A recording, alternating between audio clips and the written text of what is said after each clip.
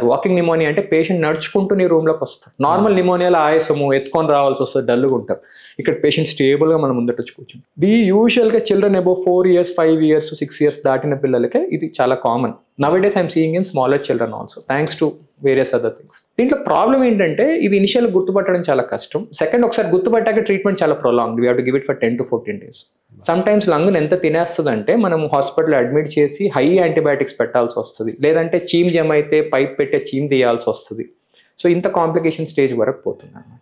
So నీకు viral infection ఎప్పుడైతే బాడీలో వస్తుందో మీ ఇమ్యూనిటీ కాంప్రమైజ్ అవుతుంది. కాంప్రమైజ్ అయినప్పుడు ఈ ఇన్ఫెక్షన్స్ ప్రాబల్యం పెరిగిపోతుంది.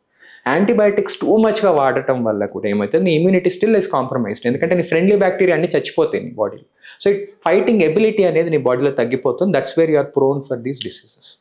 So it is better, any fever more than 4 to 5 days, 6 days, don't take self treatment, always visit the doctor and try to see what is the cause. ఎందుకు 5 to 6 days లో తగ్గిపోవాల్సిన జ్వరం 7th day 8th day ఎందుకు fever వస్తుంది అంటే better we find out what is the cause. So this is something which people should keep in mind. మీరు తీసుకునే అదే మందులు, అదే నాణ్యమైన మందులు మెడ్ ప్లస్ బ్రాండ్స్ పై సగం ధరకే.